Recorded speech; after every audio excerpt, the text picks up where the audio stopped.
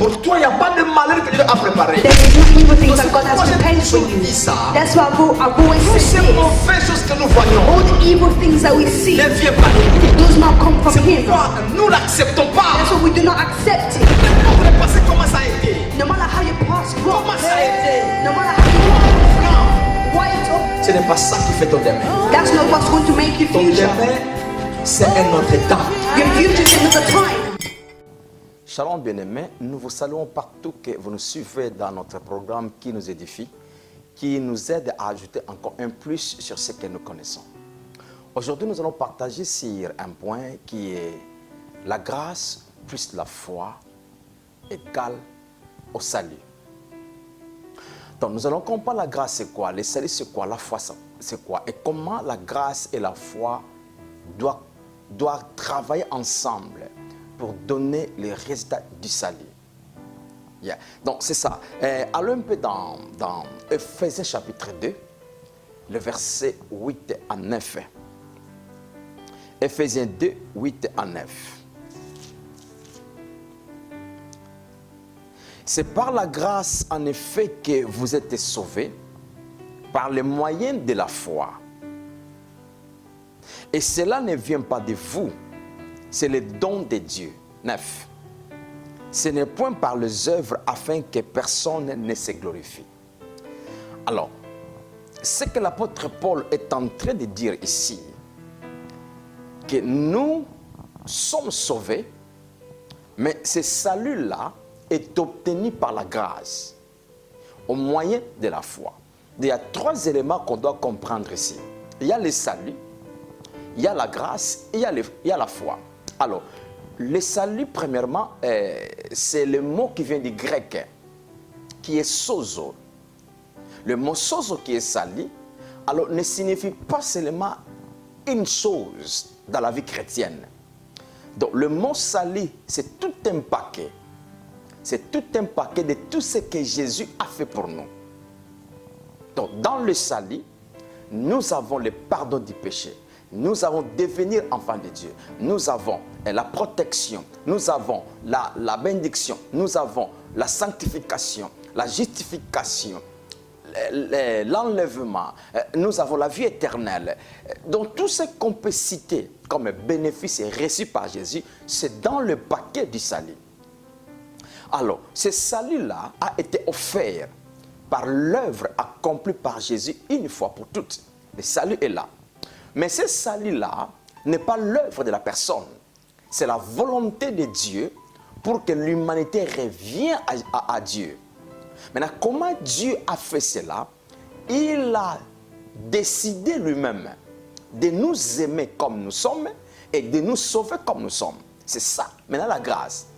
Parce que la grâce, c'est le mot charis en grec, qui simplement signifie la faveur imméritée, la faveur qu'on n'a pas gagnée.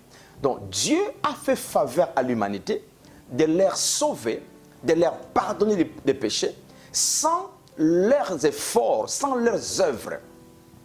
C'est ça la grâce. Parce que la grâce peut être aussi définie comme c'est l'œuvre que Dieu fait indépendamment de l'homme. Donc c'est ce que Dieu fait pour l'humanité, indépendamment de l'humanité. Aussi la grâce, nous pouvons aussi la comprendre d'une façon que Dieu a anticipé le besoin de l'homme, le besoin du salut, le besoin en tout. On peut prendre l'exemple du premier homme Adam. Avant que Dieu puisse créer et former Adam, Dieu avait tout fait.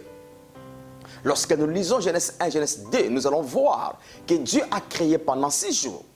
Mais les 5 premiers jours, Dieu a créé ce que nous voyons comme matériel, ce qu'on peut voir dans la vie.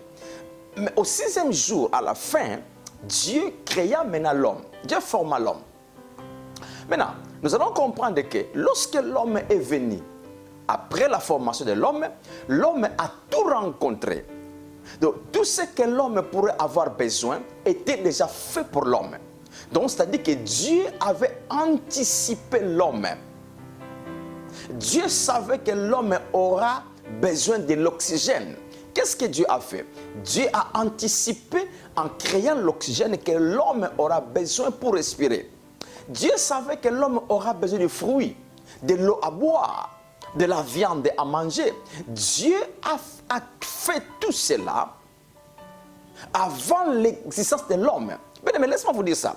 Est-ce que vous savez que l'oxygène que nous respirons aujourd'hui a été déjà fait depuis lorsque Dieu avait créé l'oxygène?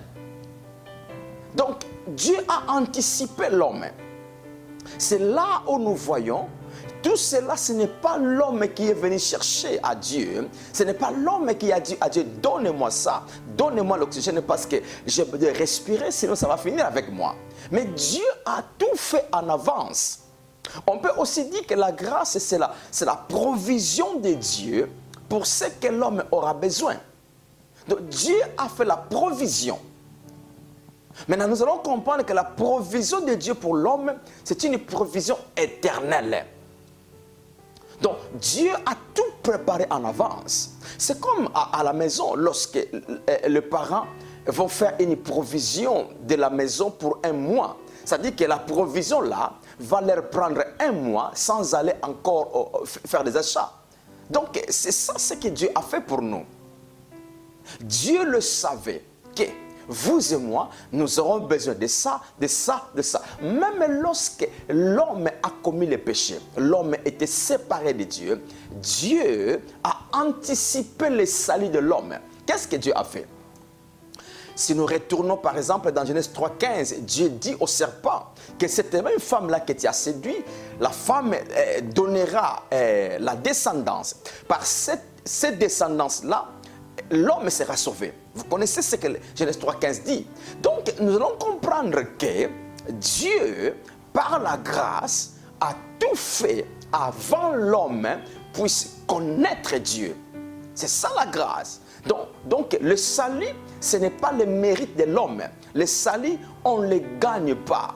Mais c'est une offre qu'on nous a donnée par l'amour inconditionnel de Dieu. Alors, nous allons voir maintenant la foi. La foi, c'est quoi? La foi, simplement, c'est la réponse de l'homme dans tout ce que Dieu a déjà fait, dans toute la provision que Dieu a déjà préparée. Maintenant, l'homme doit répondre. Parce que la foi vient du mot grec qui est pistis. Alors, le mot pistis veut dire confiance, veut dire croire, veut dire recevoir, veut dire accepter.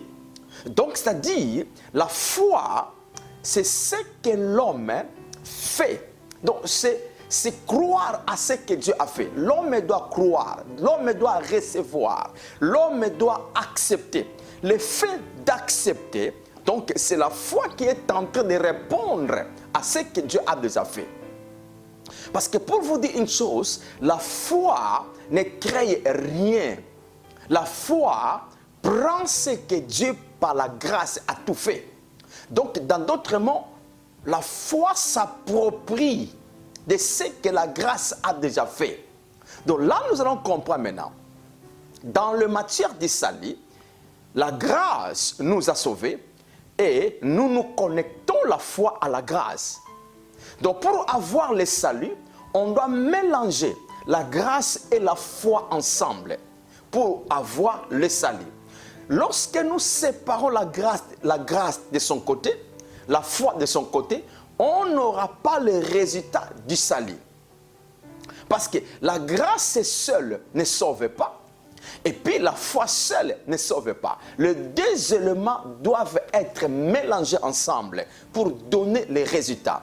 Alors, c'est là où Paul dit, nous sommes sauvés par la grâce au moyen de la foi.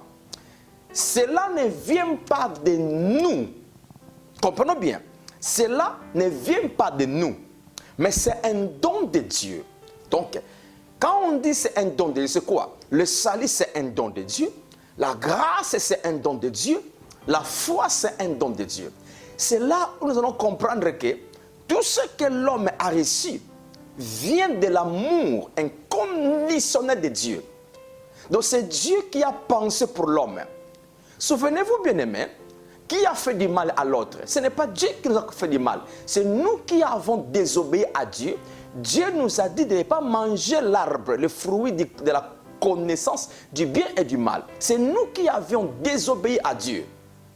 C'est nous qui se sommes séparés de Dieu. Mais qu'est-ce que Dieu a fait? C'est Dieu qui est venu vers nous. C'est Dieu qui est venu nous chercher. C'est Dieu qui est venu nous sauver. C'est Dieu qui nous a aimés les premiers.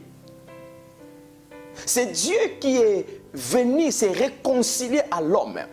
Donc là, nous voyons comment l'amour de Dieu s'est manifesté. Maintenant, c'est là où Dieu nous a offert toutes choses gratuitement. La raison pour laquelle on peut dire de telle manière, la grâce, c'est ce que Dieu fait pour l'homme. Maintenant, la foi, c'est ce que l'homme fait dans ce que Dieu a déjà fait. Donc, la grâce, c'est la responsabilité de Dieu. La foi, c'est la responsabilité de l'homme. Mais souvenez-nous, là, on dit que c'est le don de Dieu. C'est-à-dire, ce n'est pas le travail de l'homme. La grâce, c'est un don qu'on nous a donné. Le salut, c'est un don qu'on nous a donné. La foi, c'est un don qu'on nous a donné. Parce que si je peux dire de la foi un peu, dans Romains chapitre 12, le verset 3, la Bible dit que Dieu a départi à chacun la mesure de la foi. Ok, si nous lisons bien la Bible, on ne parle pas que Dieu a départi à chacun une mesure de la foi. Non, on utilise l'article défini, la mesure. Donc, c'est-à-dire que nous tous qui sommes sauvés aujourd'hui, Dieu nous a donné la même quantité et la même qualité de la foi pour être sauvés. Souvenez-nous, cette foi que nous avons, qui nous a sauvés en se connectant à la grâce, ce n'est pas notre foi, c'est la foi de Dieu. Parce que l'homme aussi a la foi, mais la foi de l'homme ne peut pas se connecter aux choses de Dieu. Parce que les choses de Dieu sont spirituelles. Or, la foi de l'homme, c'est la foi humaine. Cette foi-là qui voit premièrement la chose avant de croire. Mais la foi de Dieu, c'est la foi qui ne voit rien physiquement, mais croit que la chose existe. La raison, vous allez voir, lorsque Jésus a été ressuscité, pendant son 40 jours sur la terre, il est apparu un jour dans la chambre haute, là où étaient les disciples. Alors Thomas n'était pas là avec eux. Alors, Jésus a parlé avec eux, il est parti. Maintenant, après quelques temps, Thomas est revenu. Lorsque Thomas est arrivé, les autres lui ont dit, écoutez, réellement le maître est ressuscité. Il était ici avec nous. Thomas dit que non, je ne croirais pas. Si je ne vois de mes yeux et si je ne mets pas mon doigt, c'est là où on l'a percé, je ne croirais pas. Après quelques jours, alors Jésus apparaît encore au milieu d'eux. À ce moment-là, Thomas était ensemble avec eux. Là maintenant, il dit à Thomas, écoutez, avance ton doigt, viens voir mes mains qui ont été percées. Et maintenant, Thomas répond à Jésus, a dit que mon Seigneur est mon Dieu.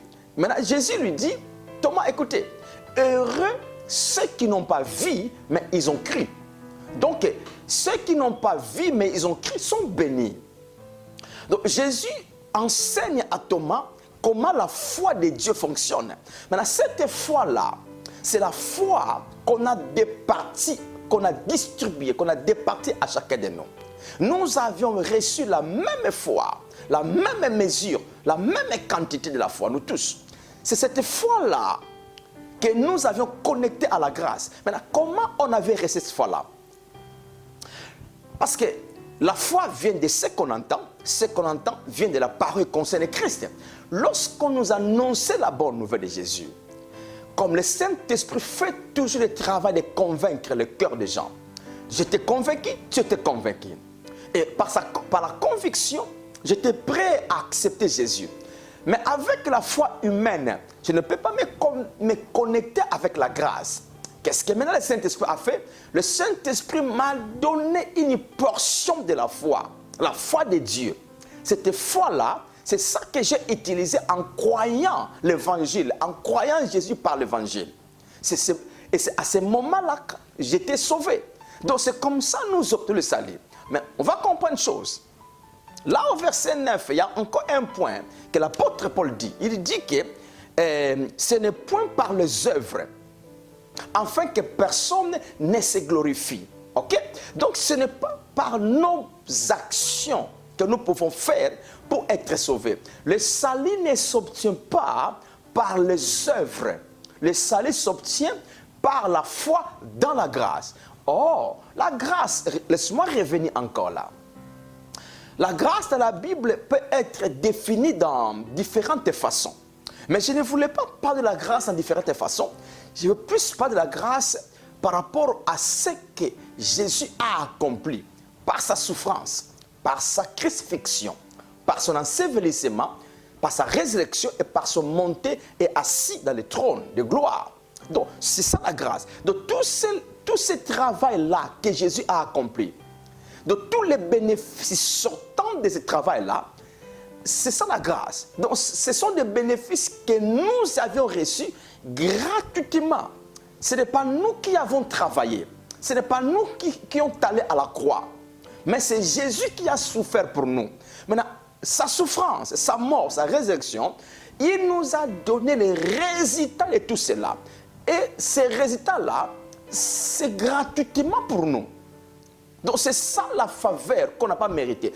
En réalité, mon frère, ma soeur, par rapport à l'état que nous étions, lorsqu'on était encore dans la nature du premier homme et premier Adam, nous étions des pécheurs. On était ennemis de Dieu, loin de Dieu, tout mauvais. Notre état était tout mauvais.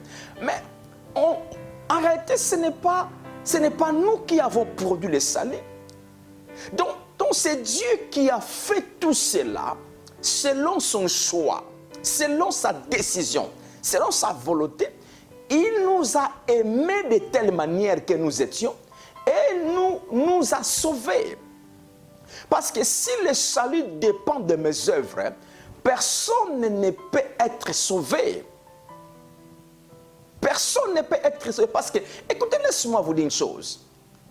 Lorsque nous parlons de Dieu, Dieu est saint, Dieu est juste, Dieu est le tout-puissant. Écoutez, Dieu est plus que ça. Lorsque nous disons que Dieu est saint, Dieu est plus que le mot saint. Dieu est plus que le mot juste. Il est au-delà de tout ça. Maintenant, qu'est-ce que moi, Matondo, je peux faire comme action qui va satisfaire Dieu dans son état de sainteté? Quelles sont les performances que moi je peux faire qui peut plaire à Dieu pour que Dieu m'accepte par mes actions? La raison pour laquelle, avant d'arriver au temps que nous sommes en train de vivre, où tout maintenant nous a été offert gratuitement, les gens vivaient aussi dans un moment qu'on appelle le moment de la loi. Or, le moment de la loi, c'était aussi un moment que l'homme a tenté de retourner vers Dieu. Mais comment? Par les performances de l'homme. Donc, l'homme était obligé de faire du bien pour que Dieu lui accepte. C'est ça, la Bible parle des œuvres de la loi. Donc l'homme cherche à faire de bonnes œuvres afin que Dieu lui bénisse, Dieu lui accepte.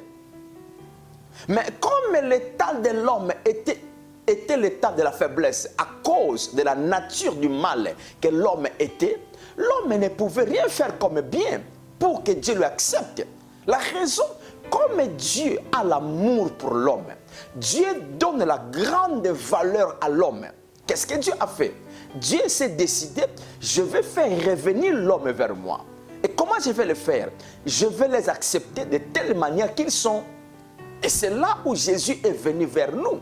Il a tout accompli afin que l'homme maintenant accepte seulement ce que Jésus a fait. C'est là où nous sommes sauvés. Donc c'est ça, on dit que ce n'est pas par nos œuvres, en fait que personne ne met sa main à la poitrine en disant c'est moi qui a beaucoup fait ça, c'est moi qui a fait ça, Dieu m'a fait ça, c'est pas j'ai fait ça. Lorsque nous disons ça, nous retournons à la mentalité de la loi, là où l'homme a tenté de plaire à Dieu par ses œuvres et l'homme n'a pas pu. Mais autant que nous vivons, c'est Jésus qui a tout fait pour nous. C'est Jésus qui a tout accompli pour nous et nous sommes les receveurs. Laisse-moi dire ça de telle manière. Dieu est le donneur Et nous, nous sommes les receveurs. Nous recevons par la foi. Écoutez, frères et sœurs, écoutez une chose très capitale. La grande question, Jésus nous a offert le salut gratuitement. Mais si nous n'acceptons pas ce salut qui est gratuit, le salut est là, mais le salut n'est pas profitable. Lisons un verset ensemble. Prends avec moi Tite chapitre 2, le verset 11. Tite chapitre 2, le verset 11. La grâce de Dieu, source de salut, pour tous les hommes a été manifestée. Non, comprenons bien le texte de Paul ici. La grâce de Dieu qu'on a définie, qui est la faveur que Dieu a fait à l'humanité, indépendamment de l'humanité. Maintenant, cette grâce-là, cette faveur-là, c'est ça la source de salut. Donc le salut est venu non pas par les œuvres, mais par la grâce, donc par la faveur qu'on n'a pas méritée. Ce n'est pas nous qui y ont travaillé, mais c'est une faveur qu'on nous a offerte. Donc la grâce de Dieu, source de salut. Donc le salut, c'est un produit de la grâce, a été manifesté pour tous les hommes. Le mot tous les hommes, toute l'humanité. De toute l'humanité, écoutez ceci, dans le plan de Dieu, du côté de Dieu envers l'humanité, Dieu voit tout le monde sauvé. Parce que Dieu a manifesté le salut par la grâce pour toute l'humanité. Jésus est allé à la croix, pas seulement pour nous qui croyons, mais pour le monde entier. L'apôtre Jean dit ceci. 1 Jean 2 dit, Jésus est le victime propiatoire, non pas pour nos péchés seulement, mais pour les péchés du monde entier. Donc le monde entier a été pardonné à la croix 2000 ans passés. C'est ça la Bible dit, que la grâce de Dieu, source du pardon, source de la protection, source de la délivrance, source de la sécurité, source de la sanctification, a été déjà manifestée pour tous les hommes. Mais la question, est-ce que tous les hommes sont sauvés? La réponse, c'est non. Est-ce que tout le monde vit le pardon du péché? La réponse, c'est non. Pourquoi? Parce que l'homme a la responsabilité de répondre à la grâce, de répondre à ce que Jésus a fait. Jésus a accompli son travail pour toute l'humanité. Toute l'humanité a été délivrée, pardonnée, bénie, libérée. Maintenant, l'humanité doit répondre. C'est comme on a dit que quelqu'un qui te donne, on doit recevoir. Quand il te donne, tu ne reçois pas. Il a la volonté, il t'a donné, mais tu n'as pas reçu. Ça se trouve là pour toi. C'est à moi de répondre. La raison, on va comprendre une chose. Pour qu'une personne soit sauvée aujourd'hui, Jésus ne retournera plus à la croix. Non, il a fait le travail une fois pour toutes. Maintenant, si nous voulons être sauvés, quelqu'un qui n'est pas encore sauvé, qu'est-ce qu'il doit faire? Répondre au salut que Jésus a fait à la croix une fois. Il doit répondre. Comment répondre? Accepter l'œuvre du salut. Accepter Jésus. C'est comme ça. Maintenant, écoutez ceci. De la même manière qu'on est sauvé, de la même manière qu'on doit vivre chaque jour pour vivre la puissance de Dieu se manifester dans tous les domaines de nos vies. Laisse-moi expliquer ça. Comment on est sauvé? On a mis la foi à la grâce. On a mis la foi à l'évangile qui parle de Jésus. Et on est sauvé. Aujourd'hui, moi, Matondo, je crois, tous les péchés de ma vie ont été pardonnés. Je suis né de nouveau. Je suis enfant de Dieu. Je suis saint. Je suis juste à Dieu. Je suis délivré. Je suis plus que vainqueur. C'est ça, c'est que moi j'ai reçu dans le salut. Je crois à cela. Maintenant, comment j'avais reçu ça? Au même jour, quand j'avais accepté Jésus par la foi. Maintenant, c'est de la même manière que je dois vivre l'expérience de ces choses-là, de ces bénéfices, de ces privilèges-là. Comment? Je dois continuer à mettre ma foi dans l'évangile. Par exemple, l'évangile parle que tous ceux qui sont nés de Dieu ils sont protégés par Dieu et les malins ne les touchent pas. Ça, c'est la bonne nouvelle. Ça, c'est l'évangile. Maintenant, je dois croire ça, je dois accepter ça pour que je vis l'expérience de la protection de chaque jour. Donc, nous sommes seuls par la grâce de la foi et nous continuons à vivre par la grâce au moyen de la foi. Ce n'est pas par nos efforts, ce n'est pas par nos œuvres. Un autre exemple, quelqu'un a un mot de tête. Une personne a un mot de tête. Maintenant, pour que ce mot de tête nous quitte, nous avons l'autorité qui nous a été donnée par la grâce. Maintenant, écoutez ceci. La Bible dit que Jésus a pris toutes nos maladies à la croix dans son corps, il est allé avec. Et quelque part, dans 1 Pierre 2, 24, Pierre dit, par ces maîtresses, nous avions été déjà guéris. 2000 ans passés. Maintenant, comment faire quitter les maux de tête qui me tourmentent? C'est mettre maintenant la foi dans ce que la Bible dit, que par ces maîtresses, j'ai été déjà guéri. Maintenant, je crois à cela. J'accepte que le maux de tête n'est pas la base de rester là. Et qu'est-ce que ça veut dire? Maux de tête, quitte ma tête maintenant. Parce que j'ai été déjà guéri. Lorsque je dis ça et je crois à cela, donc je mets ma foi, non pas parce que je dois faire ça, mais parce que Jésus a déjà fait ça. La raison, vous allez voir. Il y a une grande différence entre la mentalité du temps que nous vivons après la croix et la mentalité avant la croix. Il y a deux grandes mentalités différentes. Moi, je mets ma foi dans ce que Jésus a fait. Mais avant la croix, les gens mettaient leur foi dans ce qu'ils faisaient eux-mêmes. La raison, laisse-moi dire ça clairement pour vous. Lorsque nous mettons la foi dans ce que nous faisons, le résultat, c'est la déception. Parce que ce que nous faisons ne nous sauve pas. Qui nous a sauvés? C'est Jésus. Donc la foi ne se met pas dans les œuvres que nous faisons. Les œuvres que nous faisons sont très importantes pour nous. Mais souvenez-vous que Jésus est mort à la croix avant que nous puissions faire les œuvres. La Bible dit que Dieu a prouvé son amour envers nous lorsque nous étions encore des pécheurs. Christ est mort pour nous. Lorsque nous étions ennemis, Christ est mort pour nous. Quand est-ce que Christ est mort pour nous? Quand est-ce que Dieu nous a aimés? Lorsque nous étions encore loin de Dieu, ennemis de lui. C'est au moment-là que Dieu nous a aimés, il est venu vers nous. Tu vois? Donc c'est là, il y a un point très important pour nous de savoir que notre foi doit se mettre dans la grâce. Maintenant, écoutez un exemple facile.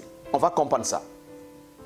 En chimie, il y a un produit qu'on appelle le chlorure de sodium.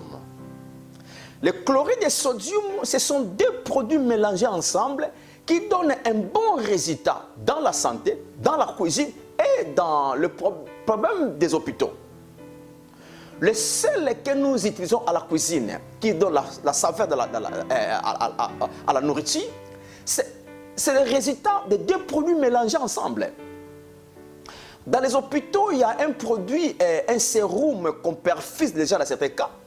Ce sérum-là, le chlorure de sodium, c'est un produit qui est très capital à l'hôpital pour la santé des gens. C'est le mélange des deux produits, le chlorure et le sodium, qu'on a mélangé ensemble avec beaucoup de sagesse et qui a donné un bon résultat. Maintenant, lorsque vous séparez le chlorure de son côté, de son côté, on n'aura pas les résultats qu'on a sur les sels, sur les sérums dans les hôpitaux. Donc c'est la même manière. On ne peut pas séparer la grâce de son côté, la foi de son côté. Parce qu'il y a des gens qui disent que, écoutez, moi je crois à Dieu, Jésus a tout fait, Dieu a tout fait. La grâce. Ok, c'est bien. Ne te limite pas là. Si tu te limites seulement à la grâce sans comprendre comment la foi fonctionne, tu seras déçu. Parce que la foi, la grâce seule ne sauve pas. L'autre qui dirait que moi je crois, Jésus a tout accompli, moi je crois, mais il ne connaît pas la grâce, il ne connaît pas ce que Jésus a fait. Il sera aussi déçu. Parce que la foi seule ne sauve pas. Alors les deux éléments doivent être mixés, doivent être mélangés ensemble. la foi et la grâce a fait son travail, la foi aussi doit répondre. C'est là on aura maintenant la manifestation de la puissance de Dieu dans nos vies chaque jour. Yeah. Ça, c'est tellement bon. Écoutez, la vie chrétienne est merveilleuse. Pourquoi? Parce que tout dans la vie chrétienne, c'est grâce après grâce, don après don. Ce n'est pas nous qui avons fait ça, mais Dieu nous a offert des dons et des dons et des dons. Écoutez, on peut lire la Bible, on va aimer cela. Jésus lui-même, c'est un don de Dieu. La vie éternelle, c'est un don de Dieu. Le salut, c'est un don de Dieu. La grâce, un don de Dieu. La foi, un don de Dieu. La protection, un don. Écoutez, tout ce qu'on a reçu, c'est les dons après dons. Alors, c'est là où nous devons comprendre que notre foi, c'est très importante pour s'approprier de tous ces dons-là qu'on nous a déjà offerts. La raison pour laquelle, frères et sœurs, il est très capital pour nous, étant qu'enfants de Dieu, de connaître la grâce de Dieu. Comme j'avais dit, je ne parle pas de la grâce étant que période, étant que dispensation. Je parle de la grâce étant que le bénéfice qu'on a reçu gratuitement par l'œuvre de Jésus. Alors, il est très important à nous de connaître ce que la grâce nous a donné. C'est ça que l'apôtre Paul dit dans 1 Corinthiens 2, le verset 12. Il dit que, écoutez, nous avons reçu le Saint-Esprit qui nous ouvre l'intelligence de comprendre ce que Dieu nous a donné par la grâce, par les dons. Lorsque nous connaissons, j'ai ça, j'ai ça, j'ai ça, j'ai ça, qu'est-ce que maintenant je vais faire? Je vais croire, je vais accepter. Mais lorsque je ne connais pas que je n'ai pas ça, je n'ai pas ça, qu'est-ce que je fais? Je vais chercher. La raison pour laquelle la vie chrétienne, écoutez ceci, la vie chrétienne, ce n'est pas la vie de chercher ce qu'on n'a pas. C'est la vie de découvrir ce que nous avons déjà. Parce que dans mon esprit né de nouveau, je suis plein avec toutes choses. Toute la présence de Dieu est en moi. Dieu habite en moi. Par la grâce, Dieu m'a fait la faveur de venir habiter en moi. Dieu m'a fait faveur de me donner son esprit. J'ai le Saint-Esprit en moi éternellement. Par la grâce, Dieu m'a justifié. Tu vois, maintenant, lorsque je connais ce que la grâce a fait, c'est là maintenant je prends ma foi, j'approprie cela, je dis que oui, ça c'est ma vie. Oui, moi je suis toujours en bonne santé parce que j'ai la santé divine. Comment j'arrive à accepter cela? Parce que la grâce m'a enseigné que j'ai ça et j'ai ça. C'est là où la bonne nouvelle est très capitale pour toute l'Église. Parce que la bonne nouvelle parle de tous les bénéfices que Jésus nous a donnés gratuitement. Écoutez, il y a un verset qu'on va lire. Je prends Romains chapitre 5, le verset 2. Je prends Romains 5, verset 2. C'est à lui que nous devons d'avoir eu par la foi accès à cette grâce dans laquelle nous demeurions fermes et nous glorifions dans l'espérance de la gloire de Dieu. Écoutez la première phrase, la première partie. C'est à lui que nous devons d'avoir eu par la foi accès à cette grâce. L'accès à la grâce, ce n'est pas ce que l'homme peut performer, mais c'est la foi. Donc c'est par la foi que nous accédons à la grâce. Or la grâce c'est quoi? Tout ce que Jésus a déjà accompli 2000 ans passés. Écoutez mon frère, ma soeur. Jésus ne reviendra plus à la croix mourir encore une fois. Non, il a fait un travail une fois pour toutes et le travail est complet. Et tout ce que ce travail a fait, c'est disponible pour tout celui qui utilise la foi dans ces bénéfices-là. Donc, l'accès à tout ce que Jésus a fait, l'accès à tout ce que Dieu a anticipé pour nous, l'accès à la provision de Dieu pour l'homme, c'est la foi. De la foi, c'est ma réponse dans tout ce que Jésus a déjà accompli. C'est là où vous allez voir que la vie chrétienne est bien aimée. C'est une vie merveilleuse. Pourquoi? Parce que tout a été fait pour nous. Nous sommes le receveur par la foi. Écoutez, ça, je crois que c'est une bonne motivation, une bonne instruction pour chacun de nous de comprendre. Nous allons encore continuer à parler des points qui vont beaucoup nous aider afin que nous puissions arriver à un point de savoir que Jésus a tout accompli et nous devons accepter tout ce qu'il a accompli. Merci beaucoup. Merci. Que Dieu vous bénisse.